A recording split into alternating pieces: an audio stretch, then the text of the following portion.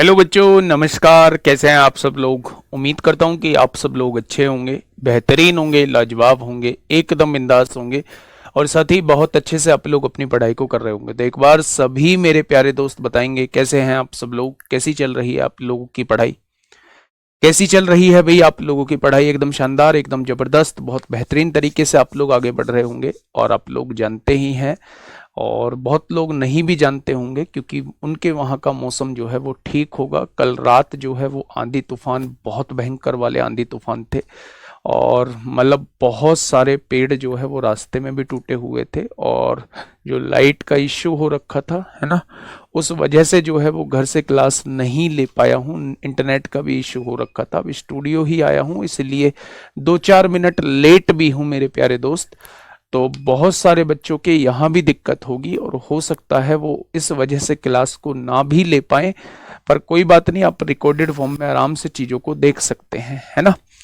हम लोगों का जो चैप्टर चल रहा है वो ज्योमेट्रिक प्रोग्रेशन चल रहा है और ज्योमेट्रिक प्रोग्रेशन में अगर मैं बात करूं तो मेरे प्यारे साथी ऑलमोस्ट हम लोग कंप्लीट कर चुके हैं। मिसलेनियस की तरफ हम लोग बढ़ रहे थे, तो ज्योमेट्रिक प्रोग्रेशन का थोड़ा सा मिसलेनियस हम लोग कर लेते हैं और उसके बाद जो है एपी के बचे हुए पार्ट को हम लोग देख रहे होंगे।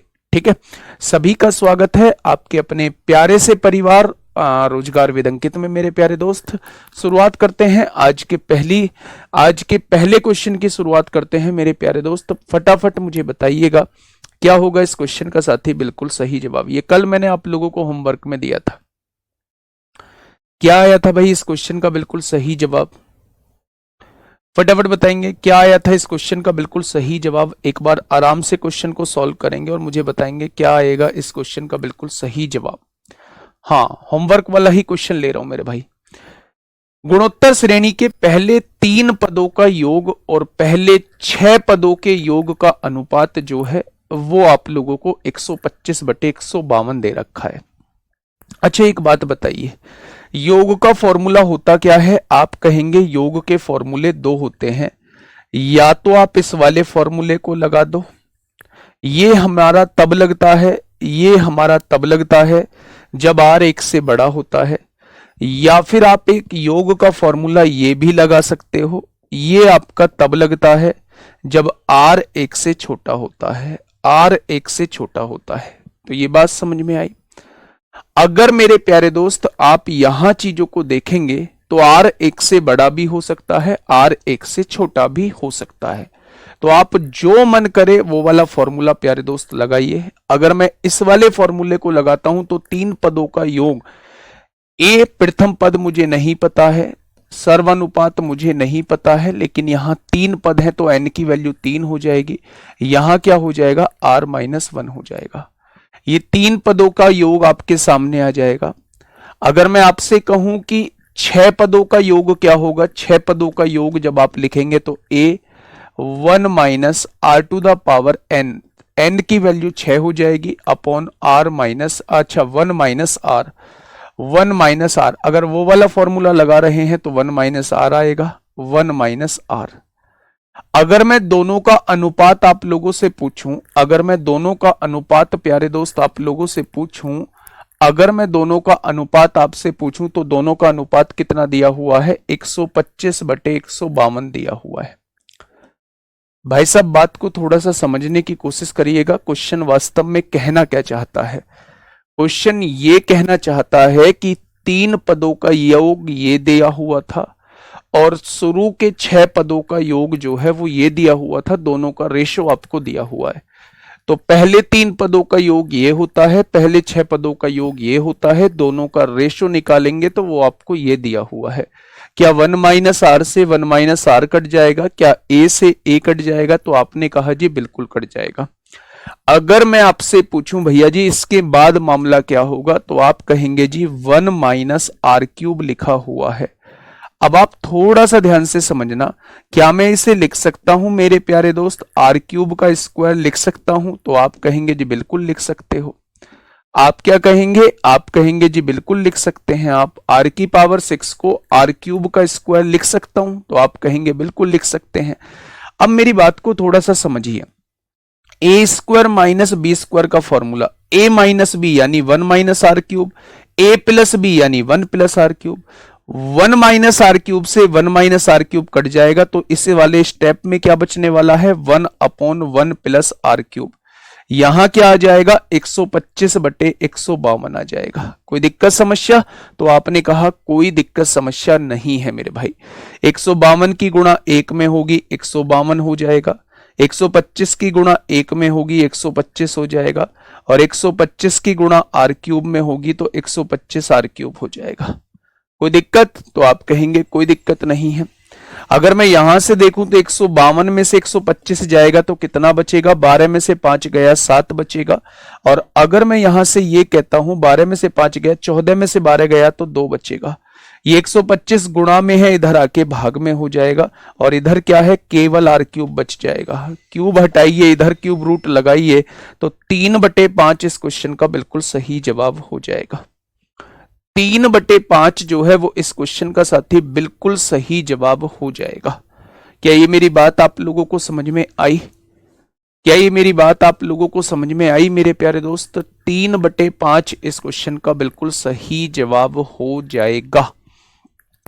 बोलो फटाफट बताइए। बहुत बढ़िया, बहुत शानदार, बहुत लाजवाब। आगे बढ़ जाएं भाई।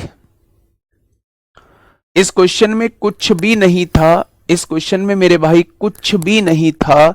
शुरू के 3 पदों का योग ये आप लोगों को दिया हुआ है, शुरू के 6 पदों का योग ये आप लोगों को दिया हुआ है। दोनों का रेशो जो है वो 125/152 आप लोगों को दिया हुआ है। जो चीज कट सकती है उन्हें काट दीजिए। 1 माइनस आर से 1 माइनस आर कट जाएगा, ए से ए कट जाएगा, ऊपर बचेगा 1 माइनस आर क्यूब। नीचे जो ये 1 माइनस आर की पावर 6 है, इसे लिख सकते हैं 1 का स्क्वायर माइनस आर क्यूब का स्क्वायर लिख सकते हैं। जब आप मेरे प्यारे दोस्त ए स्क्वायर माइनस बी स्क्वायर का फॉर्मूला खोलेंगे तो ए माइनस बी और ए प्लस बी आएगा। ए माइनस बी यानी 1 minus r cube, a plus b यानी 1 plus r cube. 1 minus r cube से 1 माइनस आर क्यूब कट जाएगा तो नीचे 1 प्लस आर क्यूब बच रहा होगा। अगर मैं क्रॉस मल्टीप्लाई करूं, इसकी गुणा इसमें करूं और इसकी गुणा इसमें करूं, तो आर की वैल्यू जो है वो 3/5 आ जाएगी। कितनी आ जाएगी मेरे प्यारे दोस्त? आर की वैल्यू जो है वो 3/5 आ जाएगी। क्या ये बात समझ में आई? बताइए, क्या ये बात समझ में आई है मेरे प्यारे दोस्त? तो आप कहेंगे जी ये बात समझ में आ गई है। अच्छा, आगे की मेरी बात सुनिएगा, मेरी बात को थोड़ा सा ध्यान दीजिएगा मेरे प्यारे दोस्त। मैं क्या कहने की कोशिश कर रहा हूं, जब भी ऐसा क्वेश्चन आप लोगों को लिखा दिखाई दे तो यहां देखिए, यहां कितने पद दे रखे हैं। आपने कहा यहां 3 पद दे रखे हैं। आगे कितने पद दे रखे हैं? आगे दे रखे हैं 6 पद दे रखे हैं। इन दोनों में डिफरेंस कितने पदों का है? ये 3 पद हैं, ये 6 पद हैं, इन दोनों में डिफरेंस कितने पदों का है? तो आप कहोगे 3 पदों का है। जितने पद का डिफरेंस होता है उतने पावर में बचे 1 के बटे में लिख देते हैं। अगर 3 पदों का डिफरेंस है तो पावर 1/3 यानी क्यूब रूट होगी। अगर 2 पदों का डिफरेंस है तो पावर 1/2 यानी स्क्वायर रूट होगा। अगर 4 पदों का डिफरेंस है तो पावर 1/4 यानी कि पावर 1/4 हम लोगों को करनी होगी। मैं आपका उस डाउट को भी क्लियर करूंगा कि बहुत सारे बच्चे कह रहे होंगे कि ये वाला फॉर्मूला क्यों नहीं लगाया है, मैं उसको भी अभी क्लियर करूंगा। क्या ये पॉइंट आपका क्लियर हुआ? तो आप कहेंगे जी ये पॉइंट हमारा क्लियर हो गया। डायरेक्ट इसको कैसे करेंगे मेरे भाई? आप इसमें से इसको घटाइए डायरेक्ट। 12 में से 5 गया 7 बचेगा, 4 में से 2 गया 2 बचेगा 27, और बटे में डायरेक्ट इसे लिख दीजिए। और जितना मेरे प्यारे दोस्त गैप है, जितना मेरे प्यारे दोस्त गैप है, उस गैप को 1 के बटे में लिख दीजिए। उस गैप को 1 के बटे में लिख दीजिए। आपने यहां से देखा 27 को मैं लिख सकता हूं 3 की पावर 3, और 125 को मैं लिख सकता हूं 5 की पावर 3, और यहां लिखा हुआ है 1/3। अब आप ये समझिएगा, हाँ आप ये समझिएगा कि मेरे भाई पावर 3 है, पावर 3 से जब गुणा होगी 3 कट जाएगा तो यहां खाली 3/5 बच जाएगा। अब मुझे कैसे पता चलेगा मुझे कैसे पता चलेगा कि r एक से छोटा होगा या r एक से बड़ा होगा? मेरे प्यारे दोस्त, जब आपने शुरू के 3 पदों को देखा तो 3 पदों का योग बैठ रहा था 125। अब आगे के 3 पद और जोड़ देते हैं तो केवल योग 27 बढ़ा, तभी तो 152 हुआ है। शुरू का योग जो है वो 125 बैठ रहा था, आगे के 3 पद और जोड़े तो मेरे भाई 152 बैठ गया, यानी आगे के 3 पदों को जोड़ के 27 हम लोग जोड़ रहे हैं। तो मेरे प्यारे दोस्त, जब भी शुरू के पदों का योग ज्यादा हो आखिरी के पदों के योग से, तो समझ जाना वो श्रेणी जो है वो घटते हुए क्रम में है। श्रेणी जो है भाई, अगर मैं आपसे ये कहता हूं कि यहां दिया हुआ है, एक श्रेणी दी हुई है 16, 8, 4, 2, 2 और यहां से कितना आएगा 1, ऐसे एक श्रेणी दी हुई है। मैंने आपसे शुरू के 3 पदों का योग पूछा तो आपने कहा 16 और 8 24, 24 और 4 कितना हो जाएगा 28। मैं कहता हूं शुरू के 5 पदों का योग बताओ तो आपने कहा 16 और 8 24, 4 28, 2 30 और 1 31 हो जाएगा। यानी कि शुरू के 3 पदों का योग जो है, या फिर इसके बाद एक और ले लेते हैं, अगर इसके बाद मैं आपसे कहूं कि अगला पद क्या आएगा तो 1/2 आएगा। अगर मैं कहता हूं शुरू के 3 पदों का योग कितना बैठ रहा था, आपने कहा 28। शुरू के 6 पदों का योग कितना बैठ रहा है 28 और 2 30 और 1 31, 31.5।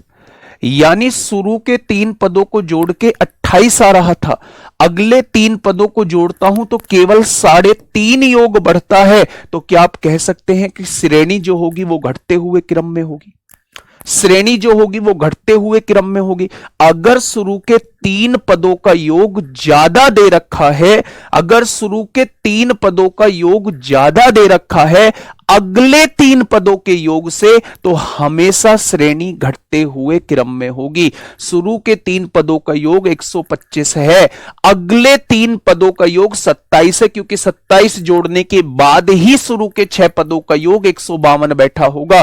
तो जब भी शुरू के 3 पदों का योग अगले 3 पदों के योग से बड़ा हो तो श्रेणी जो होगी वो घटते हुए क्रम में होगी, और जब श्रेणी घटते हुए क्रम में होगी तो r 1 से छोटा होगा, r 1 से छोटा होगा। ठीक है, तो मेरे प्यारे दोस्त ये डायरेक्टली फॉर्मूला लगा देंगे, इसमें से इसे घटाइए, ये ऊपर आ जाएगा, बटे में इसे लिख दीजिए, जितना गैप है उतना पावर में लिख दीजिए। ये इसका शॉर्ट मेथड है, ये इसका शॉर्ट मेथड है। डायरेक्ट आपके सामने 3/5 इस क्वेश्चन का जवाब हो जाएगा। चलिए नेक्स्ट क्वेश्चन की तरफ चलते हैं मेरे भाई। नेक्स्ट क्वेश्चन 35 आपके सामने है, फटाफट बताएंगे क्या होगा इसका बिल्कुल सही जवाब। बेटा शॉर्ट मेथड बता तो दिया था, डायरेक्ट आंसर बताया तो है कैसे निकाला जाता है। इसमें से इसे घटाइए, आ गया 27, इसको एज इट इज ऐसे लिख दीजिए, जितने पदों का गैप है उतना 1 के बटे में पावर लिख दीजिए, ये इसका शॉर्ट तरीका है। ठीक है, बताइए इस क्वेश्चन का जवाब दीजिए।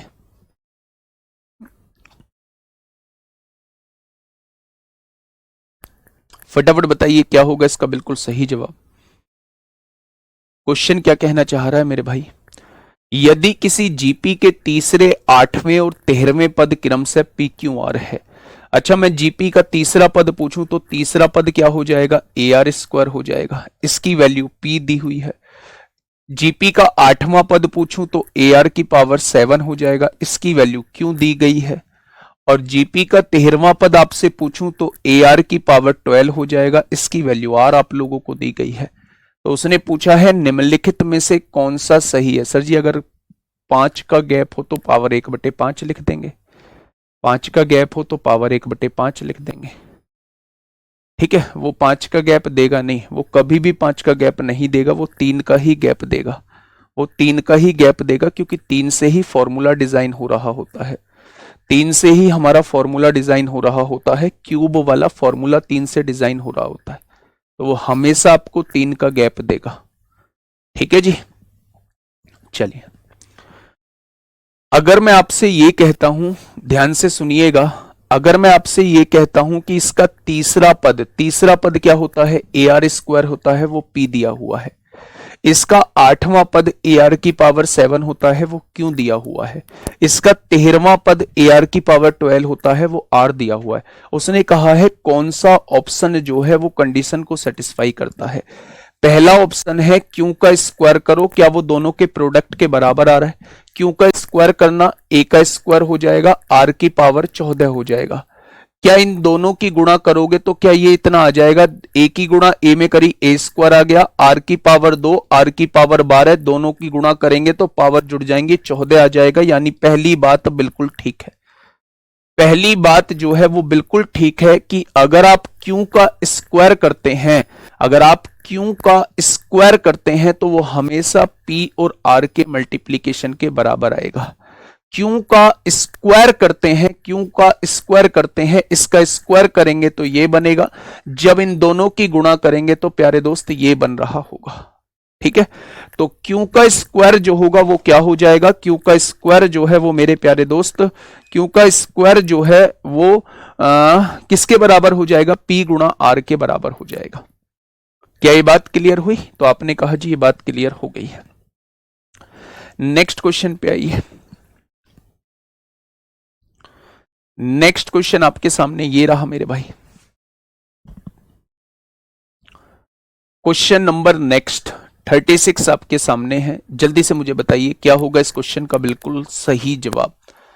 क्वेश्चन ने कहा है एक गुणोत्तर श्रेणी का तीसरा पद जो है वो 4 दिया हुआ है। तीसरा पद यानी ए आर क्यूब की वैल्यू कितनी दी हुई है, तो आप कहेंगे वो 4 दी गई है। आपसे पूछा है प्रथम 5 पदों का गुणनफल क्या है। प्रथम 5 पदों का गुणनफल क्या है। प्रथम 5 पद यानी पहला पद ए है, दूसरा पद ए आर है, तीसरा पद ए आर स्क्वायर है, चौथा पद ए आर क्यूब है और पांचवा पद जो है वो ए आर की पावर 4 है। शुरू के 5 पदों का गुणनफल वो आपसे पूछना चाह रहा है। तो मेरे प्यारे दोस्त आप देखिए ए और ए और ए ए ए ए कितनी बार आ जाएगा, 5 बार आ जाएगा। आर की पावर 1 है, 2 यहां, 2 1 3 3 3 6 और 4 10, आर की पावर 10 आ जाएगा। क्या मैं लिख सकता हूं इसको ए की पावर 5, आर की पावर 10 को मैं क्या लिख सकता हूं, क्या मैं लिख सकता हूं ए आर स्क्वायर की पावर 5 लिख सकता हूं, लिख सकता हूं क्या भाई। ए की पावर 5 और आर की पावर क्या 10 हो जाएगी। क्या मैं इस चीज को ये लिख सकता हूं, आपने कहा जी बिल्कुल लिख सकते हो। क्या इसकी वैल्यू आपको पता है क्या। अच्छा तीसरा पद था तो ए आर स्क्वायर की वैल्यू दी हुई थी। क्या इसकी वैल्यू आपको पता है 4 की पावर 5 हो जाएगा। आंसर क्या हो जाएगा मेरे प्यारे दोस्त, तो आप कहेंगे आंसर जो हो जाएगा वो 4 की पावर 5 हो जाएगा। क्या ये बात समझ में आ गई आप लोगों को। तो आप कहेंगे जी बिल्कुल आ गई है। तो अगर तीसरा पद दिया हुआ है मतलब ए आर स्क्वायर की वैल्यू दी है, अगर चौथा पद दिया होता तो ए आर क्यूब की वैल्यू होती, अगर छठा पद दिया होता तो ए आर 5 की वैल्यू दी हुई होती। क्या ये बात क्लियर हुई। तो आपने कहा जी ये तो आसान था, बात क्लियर हो गई है। नेक्स्ट क्वेश्चन आपके सामने बिल्कुल ऐसा ही है मेरे भाई, क्वेश्चन नंबर 37। बेटा देखो बाउंस होने की कोई आवश्यकता ही नहीं है। अगर आपको तीसरा पद दिया हुआ है तो यह समझ में आ गया होगा कि ए आर स्क्वायर की वैल्यू 4 दी गई है। तीसरा पद जो होता है वो ए आर स्क्वायर होता है। प्रथम पद ए होता है, दूसरा पद ए आर होता है, तीसरा पद ए आर स्क्वायर होता है, चौथा पद ए आर क्यूब होता है। मैंने बताया था जिस भी नंबर के पद की बात हम लोग करेंगे आर की पावर उससे 1 कम होगी। ठीक है मेरे भाई। अगर ए आर स्क्वायर की वैल्यू 4 दी है तो उसने शुरू के 5 पदों का गुणनफल आपसे पूछा है। जब आप पहले पद की बात करेंगे वो ए होता है, अगला पद ए आर होता है, फिर ए आर स्क्वायर होगा, फिर ए आर क्यूब होगा, फिर ए आर की पावर 4 होगा। ठीक है। अगर मैं आपसे ये कहूं कि सबकी गुणा करेंगे तो ए कितनी बार आएगा, 5 बार। आर की पावर जोड़ेंगे आर कितनी बार आएगा, 10 बार आएगा। अगर ए की पावर 5 और आर की पावर 10 को मैं लिखूं तो क्या ए आर स्क्वायर की पावर 5 लिख सकता हूं, ए की पावर 5 आर की पावर 10 हो जाएगी। क्या ए आर स्क्वायर की वैल्यू 4 दी है और पावर 5 है तो क्या आंसर 4 की पावर 5 आ जाएगा। बस मैंने ये समझाने की कोशिश की है।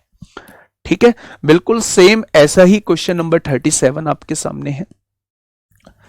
एक गुणोत्तर श्रेणी का तीसरा पद है तो यानी कि 2ar² की वैल्यू जो है इस बार आपको 3 दी गई है। पहले 5 पदों का गुणनफल, फिर से वही, पहला पद a है, अगला पद ar होगा, उससे अगला पद ar² होगा, उससे अगला पद ar³ होगा और उससे अगला पद ar⁴ हो जाएगा। अगर इन सब के गुणनफल की वैल्यू वो आपसे पूछना चाहता है तो a कितनी बार है, 5 बार है, और r की पावर को जोड़ेंगे तो r कितनी बार है, 10 बार है। अगर मैं इसको लिखना चाहूं तो क्या ar² की वैल्यू 5 लिख सकता हूं, ar² की पावर, क्योंकि जब इसे खोलेंगे तो a की पावर 5 आ जाएगा और 2 की गुणा 5 में होगी तो r की वैल्यू 10 आ जाएगी, और वही हमारे पास था। अब ar² की वैल्यू कितनी है, 3 है, और 3 की पावर 5 कितना होता है, तो आप कहेंगे वो 243 होता है। 3 तिया 9 तिया 27 तिया 81 तिया 243, तो ऑप्शन नंबर बी इस क्वेश्चन का साथी बिल्कुल सही जवाब हो जाएगा। नेक्स्ट क्वेश्चन आपके सामने है, क्वेश्चन नंबर 38। ऐसे क्वेश्चंस मैंने आप लोगों को एपी में भी कराए थे और मैंने आप लोगों से कहा भी था कि ऐसे क्वेश्चंस को आप हमेशा बाई ऑप्शन सॉल्व करेंगे। ऐसे क्वेश्चंस पे मेथड हम लोगों को नहीं लगाना है। पहले क्वेश्चन को पढ़िए, आपको फील आ जाएगी कि मेरे प्यारे दोस्त कि ऐसे क्वेश्चंस में हम लोगों को करना क्या होता है। 3 संख्याएं गुणोत्तर श्रेणी में है, यानी 3 संख्याएं जो हैं वो गुणोत्तर श्रेणी में है, 3 संख्याएं जो हैं वो गुणोत्तर श्रेणी में है। यदि इनका योगफल तथा गुणनफल क्रम से तीनों संख्याओं को जोड़ता हूं तो 26 आता है और तीनों संख्याओं की गुणा करता हूं तो 216 आता है। तो संख्याएं ज्ञात कीजिए कि संख्याएं क्या होंगी मेरे भाई। वैसे तो मेथड से भी कर सकता हूं, लेकिन सबसे बेहतरीन अप्रोच इसकी ऑप्शन होती है। ऐसी 3 संख्याओं को सेलेक्ट कीजिए जिन्हें जोड़ के 26 आ जाए। तो आपने कहा जी 12 और 8 20, ये नहीं होगा। 18 6 24 2 26 हो जाएगा। 9 और 6 15 और 12 27, ये नहीं होगा। 15 7 22 5 27 नहीं होगा। ऑप्शन नंबर 20 क्वेश्चन का जवाब हो जाएगा।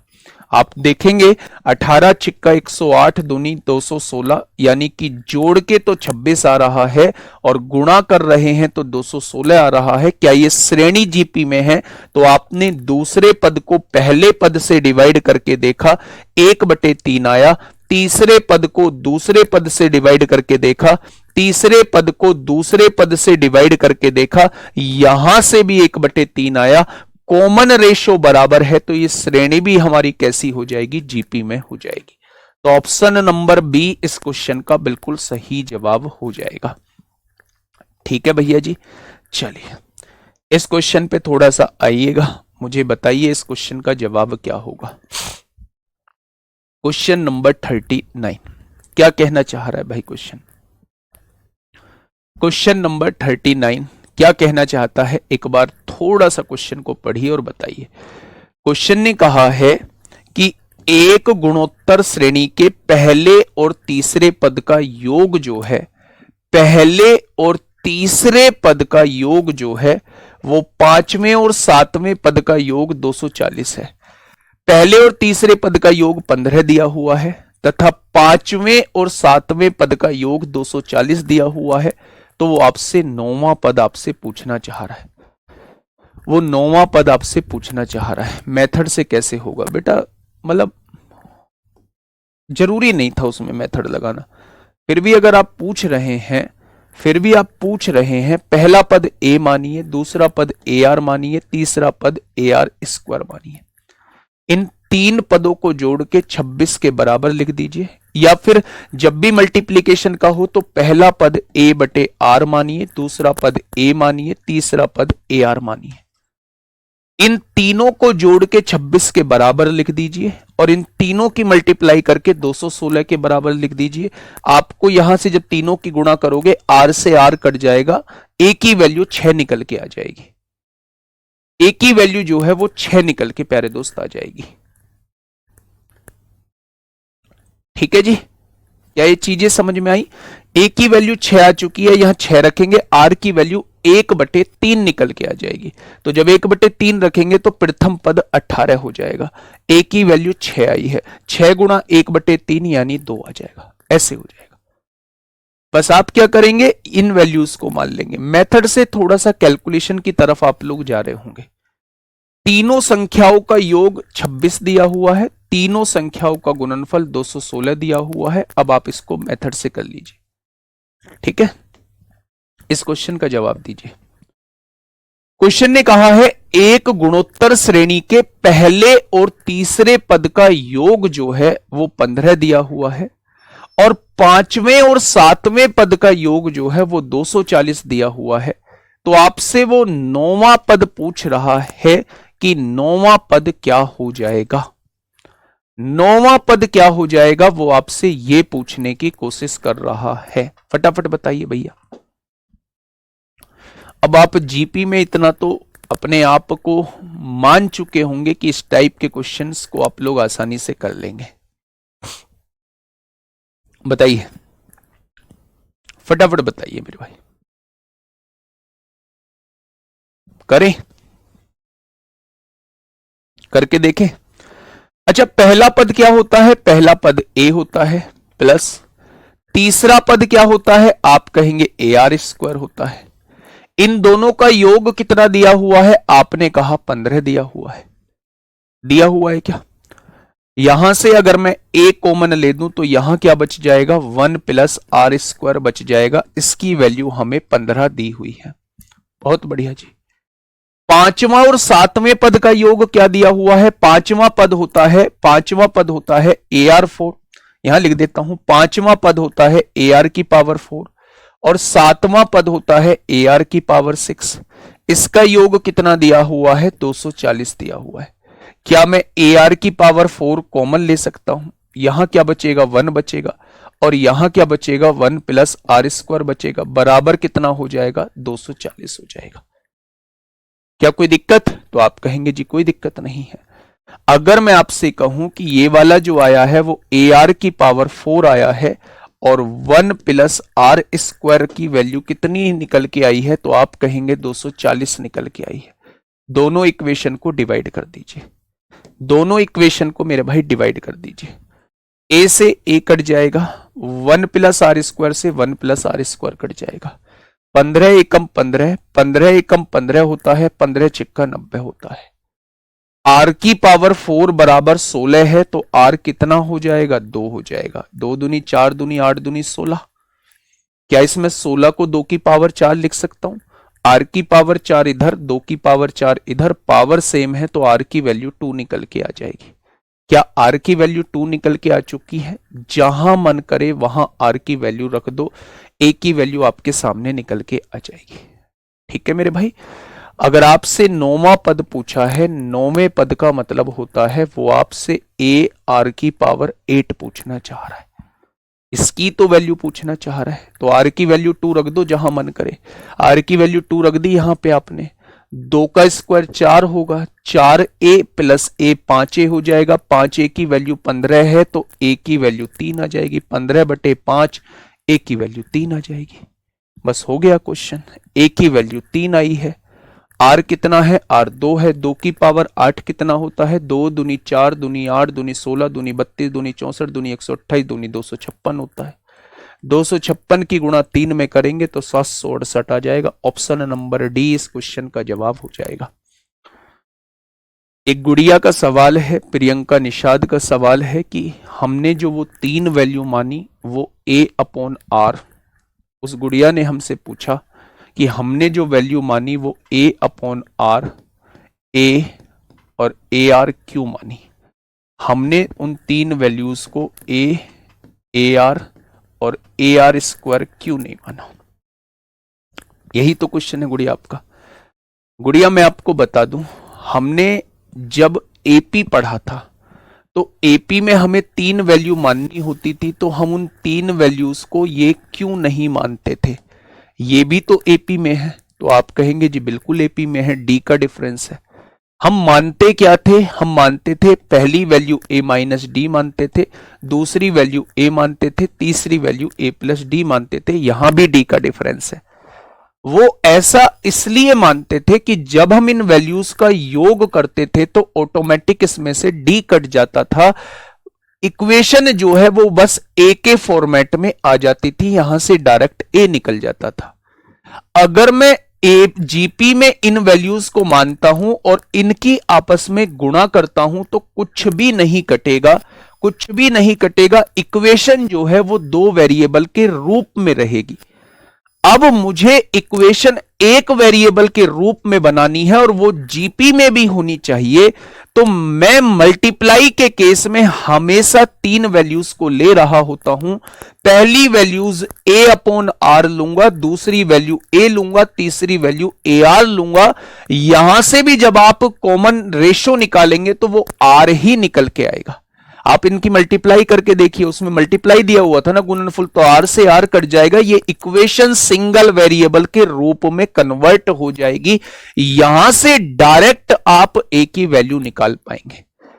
यही कारण था कि जब भी तीन संख्याओं के मल्टीप्लीकेशन का क्वेश्चन, जब भी तीन संख्याओं के मल्टीप्लीकेशन का क्वेश्चन आए तो हमेशा आपको यह वैल्यू माननी है, इन वैल्यूज को आपको नहीं मानना है। ठीक है जी।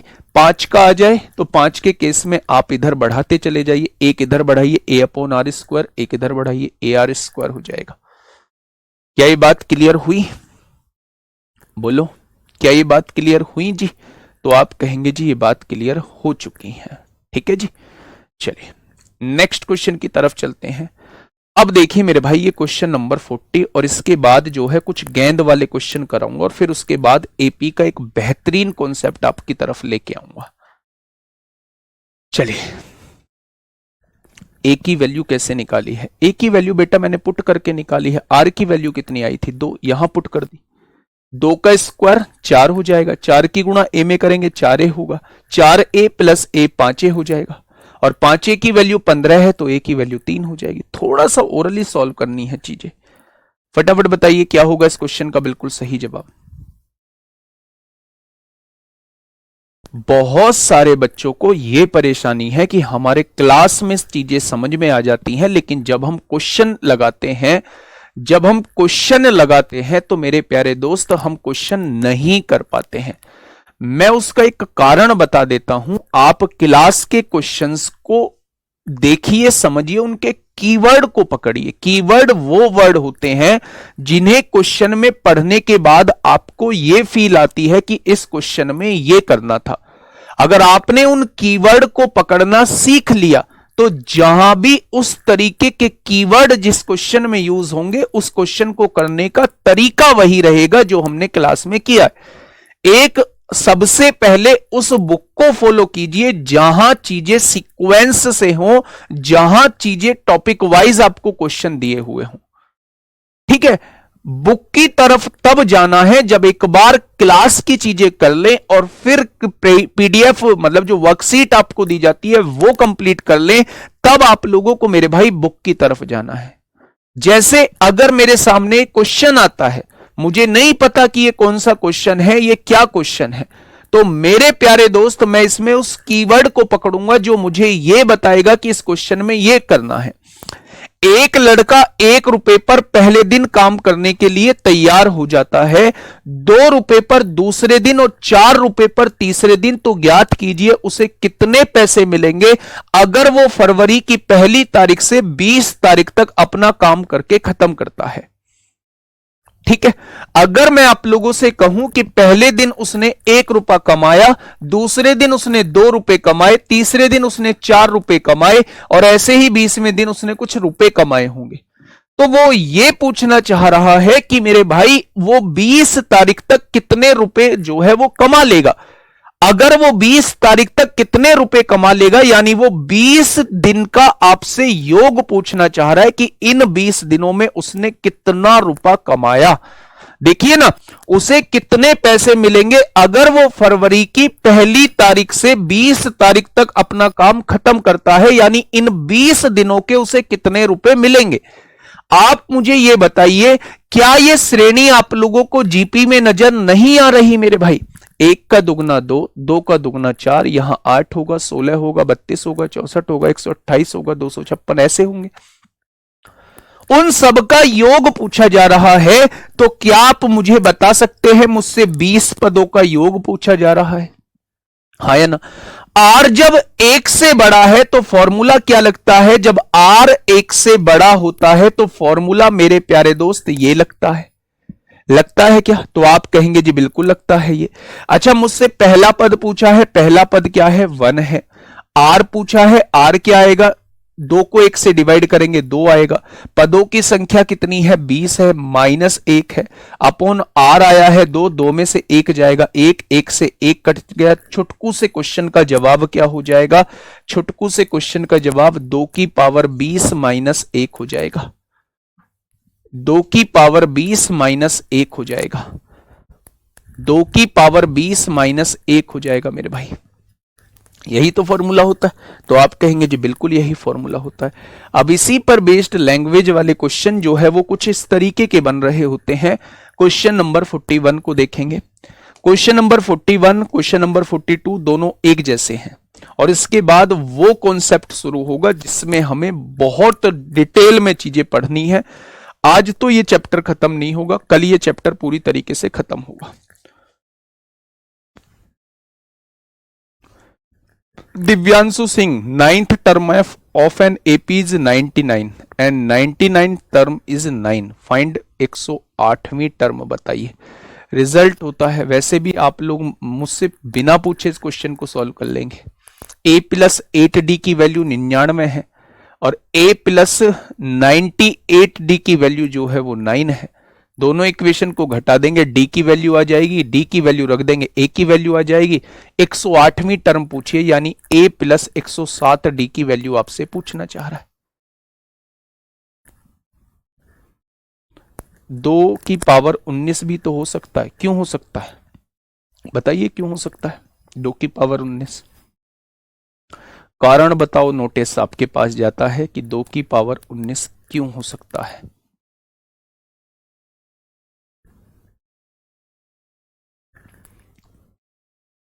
देखिए, मेरी बात को थोड़ा सा समझिएगा, क्वेश्चन जानिएगा, क्वेश्चन कहना क्या चाहता है। एक गेंद को 5000 मीटर की ऊंचाई से जमीन पर फेंका जाता है। प्यारे दोस्त, एग्जाम्पल, यहां से एक गेंद को फेंका गया। ये ऊंचाई जो है ये 5000 मीटर आप लोगों को दी हुई है। कितनी दी हुई है? 5000 मीटर आप लोगों को दी हुई है। अगर मैं यहां से कोई गेंद गिराता हूं, अगर मैं यहां से कोई गेंद गिराता हूं तो गेंद जो नीचे टच करने के बाद वापस से इतनी ऊपर तक नहीं आएगी, वो इससे कम ऊंचाई तक ऊपर आएगी, फिर नेक्स्ट टाइम इससे कम ऊंचाई तक ऊपर आएगी, फिर नेक्स्ट टाइम उससे कम ऊंचाई तक ऊपर आएगी। तो क्वेश्चन ने पूछा गया है, एक गेंद को 5000 मीटर की ऊंचाई से जमीन पर फेंका जाता है, गेंद उसके प्रत्येक अंतिम उछाल के 4/5 गुना उछलती है मेरे भाई। तो गेंद जब तक वह रुक नहीं जाती तो उसके द्वारा तय की गई दूरी ज्ञात कीजिए कि जब तक वह रुक नहीं जाती तो मुझे यह बताइए कि वह तब तक दूरी कितनी तय कर लेगी। मेरे प्यारे दोस्त, गेंद को यहां से गिराया गया है, गेंद 5000 मीटर गई होगी नीचे, वापस ऊपर कितनी जाएगी? पुरानी हाइट का 4/5 ऊपर जाती है। पुरानी हाइट का 4/5 ऊपर जाती है, यानी अब जो ऊपर जाएगी वो 4000 मीटर जाएगी। 5000 मीटर से गिराया गया है, अब जो ऊपर जाएगी वो कितनी जाएगी? वो मेरे भाई 4000 मीटर जाएगी। अब आप पूछोगे 4000 कहां से आ गया? ये 4000 यहां से आया है, 5000 मीटर की हाइट से ये गिराई, ठीक है सर। ए होगा, देखिए पीछे आप ऐसे किए हो मेरे भाई। एक लड़का 1 रुपए पर पहले दिन काम करने के लिए तैयार हो जाता है, 2 रुपए पर दूसरे दिन काम करने के लिए तैयार हो जाता है, 4 रुपए पर तीसरे दिन। तो ज्ञात कीजिए उसे कितने पैसे मिलेंगे अगर वो फरवरी की पहली तारीख से 20 तारीख तक अपना काम करके खत्म करता है। क्यों हो जाएगा मुझे ये तो बताइए। 20 दिन का मुझे काम निकालना है। पहले दिन मैंने 1 रुपया कमाया, दूसरे दिन मैंने 2 रुपए कमाए, तीसरे दिन मैंने 4 रुपए कमाए। मुझे 20 दिनों का योग निकालना है। तो S20 की वैल्यू, पहला पद कितना है 1 हो जाएगा, R कितना है 2, 2 की पावर कितनी 20 हो जाएगा मेरे भाई, -1, R -1, 2 में से 1 गया, 1 से 1 कट जाएगा, यही तो बचेगा, यही तो बचेगा मेरे भाई।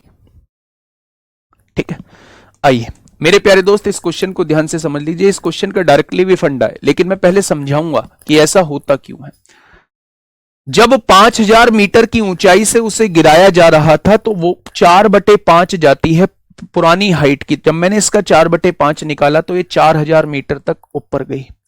ये 4000 मीटर ऊपर गई है तो वापस नीचे 4000 मीटर आएगी, वापस नीचे 4000 मीटर आएगी। आप कहेंगे बिल्कुल आएगी।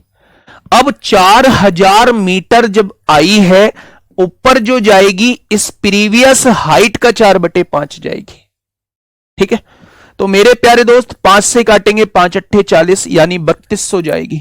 अब की बार 4000 नहीं जाएगी, अब की बार 3200 जाएगी, फिर नीचे 3200 आएगी मेरे भाई। अगर मैं आपसे पूछूं कि अब कितना जाएगी तो आप कहेंगे 3200 का 4/5 निकालो, अब इतना जाएगी, यानी कि आप कहोगे 400 400 4 चौक 16 को 6 हासिल 1, 2560 जाएगी, यानी 3200 ना जाके अब कितनी जाएगी 2560 जाएगी। क्या ये चीज क्लियर हो गई? ऐसे ही करते करते करते करते करते गेंद यहां रुक जाएगी। वो कह रहा है इस दूरी को बताइए, इसने टोटल दूरी कितनी तय कर ली। ठीक है, अब देखना, मेरी बात को समझना थोड़ा सा, हाँ मेरी बात को थोड़ा सा समझना, बहुत इंटरेस्टिंग पॉइंट यहां बताने जा रहा हूं मेरे भाई। मैं आपसे ये कह रहा हूं कि एक चक्कर पूरा करने में दूरी देख लो, यहां से यहां तक एक चक्कर हो गया मेरे भाई, तो 5000 दूरी ये, 4000 दूरी ये, क्या टोटल 9000 दूरी तय करी है? तो आपने कहा जी बिल्कुल तय करी है। क्या आपने यहां से समझ लिया 5 और 4 9000 दूरी तय करी है? अगला फिर चक्कर कितने का है? अगला चक्कर यहां से देखो 4000 और 3200 7200 दूरी तय करी है। 4000 और 3200 7200 दूरी तय करी है। क्या यहां से फिर यहां आ गए हैं? अब देखिए 3200 और 2560 जब आप देखेंगे 0 6 आएगा, 5 और 2 7 आएगा, 3 और 2 5, क्या 5760 दूरी तय करी है? 5760 दूरी तय करी, और ऐसे ही आगे करते चले जाएंगे। अगर मैं आपको समझाने की कोशिश करूं कि यह श्रेणी जीपी में क्यों होती है, तो वो यहां से पता चलता है। जब आप इन दोनों का रेशो निकालते हैं तो इन दोनों का रेशो जो है वो मेरे प्यारे दोस्त ये निकल के आता है 9 18 चौक 72, 18 पंजे 90, क्या 4/5 निकल के आया है। यहां से भी रेशो निकालेंगे तो 5760 और 7200 का रेशो निकालिए मेरे भाई। आपने कहा 0 से 0 कट गई, 24 से काटेंगे 24 24 576, 24 से काटेंगे 30 बार, 6 चौक 24, 6 पंजे 30, क्या 4/5 4/5 रेशो बराबर आ गया। अगर रेशो बराबर आ गया है तो क्या ये श्रेणी जीपी में है? मुझे नहीं पता कि ये कहां जाके रुकेगी, इसमें हमेशा अनंत पदों के योग का फॉर्मूला लगता है। पहला पद कितना है 9000 है, और 1 माइनस आर कितना है, आर 4/5 आया है। यानी जब आप यहां देखेंगे तो ये कितना हो जाएगा, 5 एकम 5 में से 4 गया, 1/5, यानी टोटल दूरी 45000 मीटर हो जाएगी। टोटल दूरी 45000 मीटर हो जाएगी। क्या इतना बड़ा हम लोग एग्जाम में करेंगे? तो आपका जवाब होगा कभी नहीं। ये चीजें मैंने समझाने के लिए आपको बताई हैं कि ऐसा कुछ हम लोगों को करना होता है मेरे प्यारे दोस्त। ध्यान से सुनिएगा, बहुत इंटरेस्टिंग चीज बताने जा रहा हूं, बहुत इंपोर्टेंट चीज बताने जा रहा हूं, दिमाग में सेट करने की कोशिश करिए। एग्जाम्पल से समझना मेरे प्यारे दोस्त। मैं यहां से एक हाइट से एक गेंद को नीचे गिराता हूं, मैंने गेंद को नीचे छोड़ दिया, गेंद नीचे टच हुई होगी फर्श से और वापस से इतनी ऊंचाई तो कभी नहीं आएगी। गेंद अगली बार वो यहां तक आती है, फिर उसके अगली बार वो यहां तक आती है, फिर उसके अगली बार वो यहां तक आती है। धीरे धीरे हाइट कम हो जाती है और एक टाइम बाद आके रुक जाती है। क्वेश्चन आपसे यही पूछ रहा है कि रुकने तक उसने टोटल कितनी दूरी तय कर ली होगी। तो भैया हम बताएंगे ना कितनी दूरी तय कर ली होगी, हम किस लिए खड़े? यहां से गेंद को गिराया गया और वो गेंद नीचे 5000 मीटर आई। अब ये 5000 मीटर तो वापस ऊपर नहीं जाएगी, प्रीवियस हाइट का 4/5 ऊपर जाती है, तो मैंने 5000 का 4/5 निकाल लिया। अब ये 4000 ऊपर जाएगी। अब ये 4000 ऊपर जा चुकी है तो वापस भी 4000 ही नीचे आएगी, आगे 4000। अब ये 4000 तो ऊपर वापस जाएगी नहीं, 4000 का फिर 4/5 निकाला तो अब ये 3200 ऊपर जाएगी, 3200 ही नीचे आएगी। अब ये 3200 ऊपर नहीं जाएगी, अब ये 3200 ऊपर नहीं जाएगी तो 3200 का 4/5 निकाला, अब ये 2560 ऊपर जाएगी। यानी कि मुझे जो है यहां पे अब जीपी का देखना है, जीपी बनेगी या नहीं। यहां से यहां तक एक साइकिल होती है, 5000 और 4000, पहली टर्म 9000 होगी। यहां से देखिए 4000 और 3200 दूसरी टर्म 7200 होगी, 3200 और 2560 तीसरी टर्म 5760 होगी। जब आपने कॉमन रेशियो लगा के देखा तो आपके समझ में आ गया कि ये जीपी में है। जीपी में अनंत पदों का योग कितना होता है, पहला पद upon 1 minus common ratio, answer आ जाएगा 45,000। 45,000 जो है वो आंसर हो जाएगा। क्या ये बात समझ में आ गई? तो आपने कहा जी ये बात समझ में आ गई है, ठीक है जी। अब देखना मेरे भाई, इसका एक डायरेक्ट फंडा बताता हूं, इसकी एक डायरेक्ट ट्रिक बताता हूं, डायरेक्ट ट्रिक बताता हूं इस क्वेश्चन की।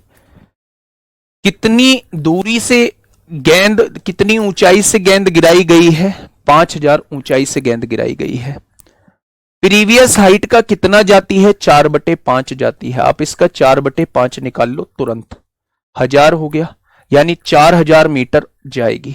शुरू में 5000 से गिराई जाती है और ये 4000 ऊपर जाएगी, तो पहला पद हो गया इसका 9000। डायरेक्ट लिख दो 9000। 1 माइनस आर, आर होता है जितनी ऊंचाई जाती है, प्रीवियस हाइट का जितनी ऊंचाई जाती है वही आर का वैल्यू होती है, वही आर की वैल्यू होती है। तो मेरे भाई 5 एकम 5 में से 4 गया, 1/5 आएगा, और 1/5 को जब आप यहां लिखोगे तो आंसर 45,000 आ जाएगा। Option number A, option number A. ये इसका डायरेक्टली फंडा होता है क्वेश्चन को करने का। पूरी डिटेल में मैंने आपको समझा दिया है। पूरी डिटेल कुछ इस तरीके की होती है। कुछ बच्चे कह रहे हैं जी 5000, 4000, 3200 ऐसे भी नहीं लिख सकते क्या? ऐसे नहीं लिख सकते मेरे भाई, हमें एक साइकिल पूरी देखनी पड़ेगी। यहां तक एक साइकिल, फिर दूसरी साइकिल ये होगी, फिर तीसरी साइकिल ये होगी, पूरी साइकिल के लिए हमें देखना पड़ेगा।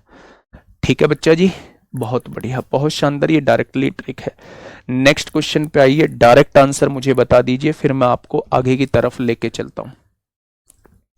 फिर मैं आपको आगे की तरफ लेके चलता हूं। जो एपी का पार्ट बचा हुआ है वो कंप्लीट नहीं हो पाएगा, लेकिन हम उसे शुरू कर देंगे।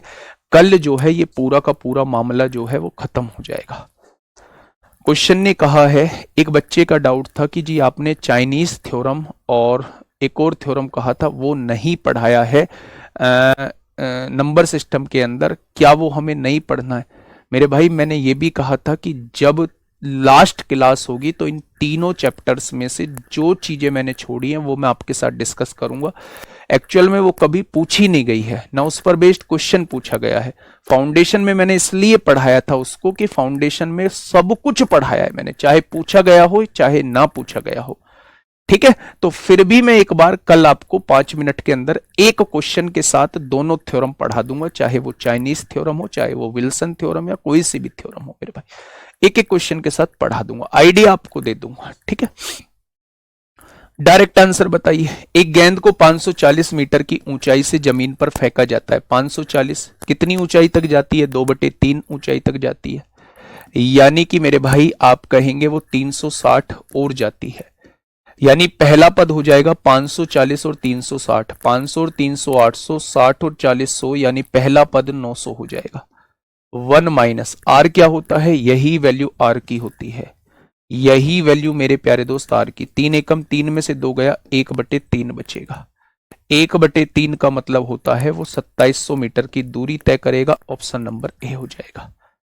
ऑप्शन नंबर ए इस क्वेश्चन का साथी बिल्कुल सही जवाब हो जाएगा। बेटा टोशेंट तो कराया था, टोशेंट से तो बहुत क्वेश्चन कराए थे। यूलर्स मेथड ही टोशेंट मेथड कहलाता है, यूलर्स थ्योरम ही टोशेंट मेथड कहलाता है। ऊपर करना, ऊपर करना, ऊपर ऊपर ऊपर ऊपर, हाँ। अभिषेक कुमार सर, तुमने ये बोला कि ये इनफाइनाइट जाएगा, फॉर्मूला लगेगा, लेकिन मेरा ये एक डाउट है, लास्ट पॉइंट जीरो। अरे भाई लास्ट पॉइंट जीरो रुक जाएगी ना गेंद, ऐसे नहीं गेंद दूरी तय करेगी, यहां आके गेंद रुक जाएगी। जब हर बार टच होने के बाद गेंद की ऊंचाई जो है वो कम हो रही है, तो हमें नहीं पता, इन्फिनिटी पॉइंट पे जाके गेंद रुक जाएगी, इन्फिनिटी पॉइंट पे जाके गेंद रुक जाएगी। तो इसलिए इन्फिनिटी पदों का योग मुझे निकालना है, लास्ट पद जीरो होगा। ठीक है, चलिए, अगर ये याद नहीं रहा तो कैसे होगा? तुम्हारे जैसों का इलाज ढूंढने के लिए तो ये मैंने बताया था, तुम्हारे जैसे बच्चों का इलाज ढूंढने के लिए ही तो ये बताया था। जिसको ये मेथड याद नहीं है वो सीरियस नहीं है बच्चे, वो सीरियस नहीं है। ठीक है, आइए मुद्दे पर आइए मेरे भाई, मैं इन क्वेश्चंस को आप लोगों को कराने वाला हूं। ये यूपीएसआई 23/11/2021 में प्यारे दोस्त पूछा गया है, बहुत इंपॉर्टेंट पार्ट है, बहुत इंपॉर्टेंट पार्ट है। थोड़ा सा डिस्कस कर लेते हैं, बाकी जो है वो मेरे प्यारे दोस्त कल पूरा हो ही जाएगा। ये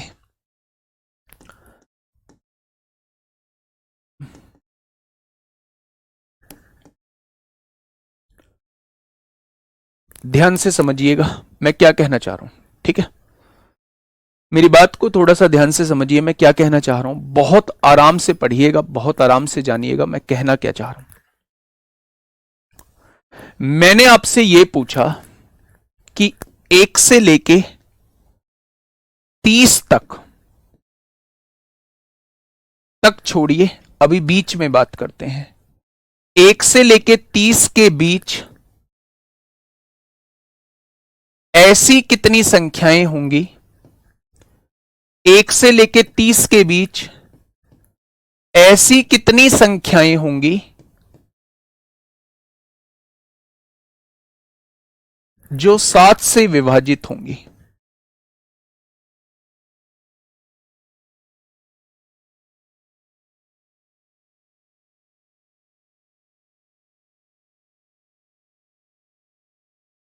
प्यारे दोस्त ध्यान से समझना, पहले ना मतलब चीजें क्लियर करूंगा, और पहली चीजें क्लियर कर ली तो आगे इसमें कोई दिक्कत नहीं आएगी। लेकिन अगर पहले से ही ऊटपटांग चीजें करने लगे, पेपर में कैसे करना है वो मैं अभी बता ही नहीं रहा हूं, पेपर में कैसे करना है वो मैं अभी बता ही नहीं रहा हूं। मैं अभी ये बता रहा हूं कि पहले इस कॉन्सेप्ट को समझिए कि कॉन्सेप्ट होता क्या है।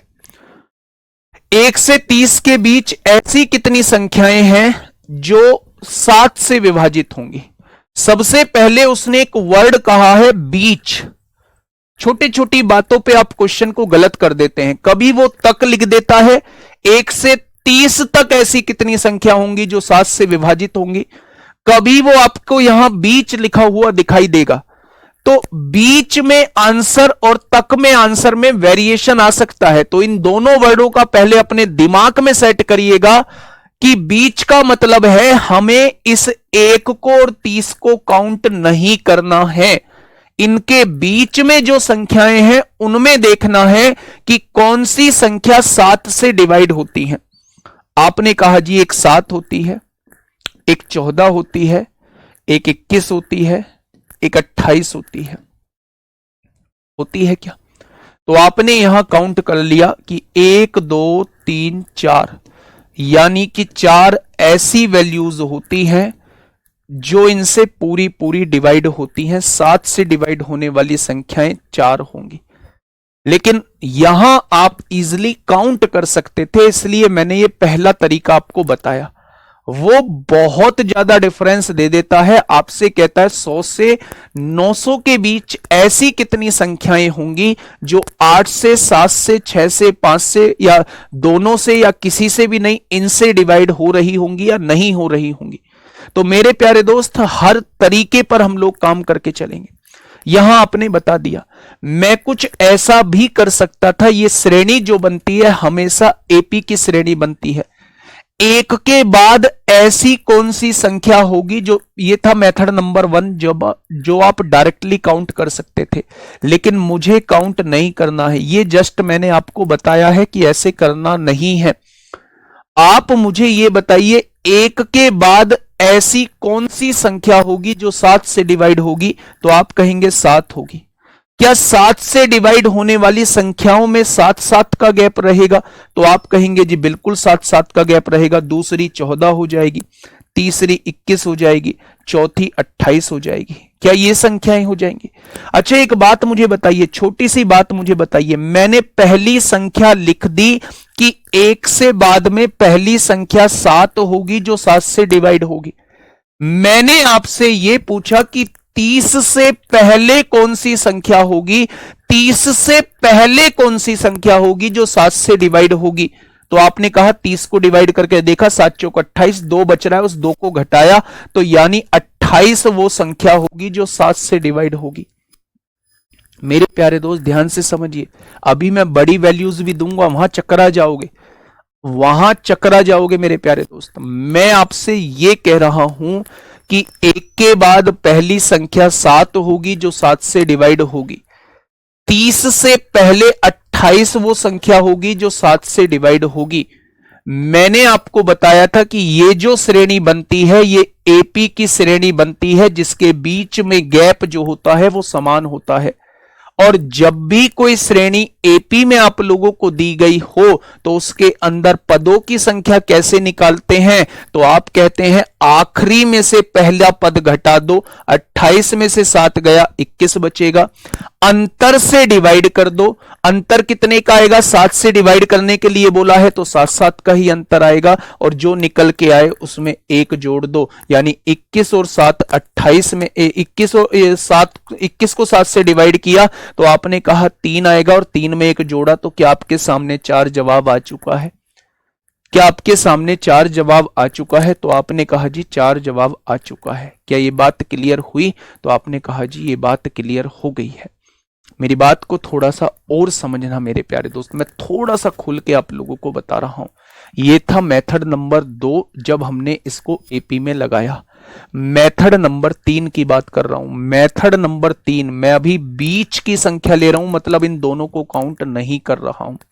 मैंने आपसे पूछा 1 से लेके 30 तक ऐसी कितनी संख्याएं होंगी जो 7 से डिवाइड होंगी? तो आप इस संख्या को 7 से डिवाइड करिए। आपने कहा जी 7 से ये डिवाइड ही नहीं होगी, यहां 0 आएगा। आपने इसको डिवाइड किया, 7 से डिवाइड होगी 4 बार, पूरी डिवाइड नहीं हो रही है, छोड़ दो, रिमाइंडर क्या बच रहा है छोड़ दो। आपने इसको देखा ये 4 बार कट रही है। प्यारे दोस्त इन दोनों का डिफरेंस ही वो संख्या होती है, इन दोनों का डिफरेंस ही वो संख्या होती है जो मेरे प्यारे दोस्त 7 से डिवाइड होंगी। क्या ये बात समझ में आई?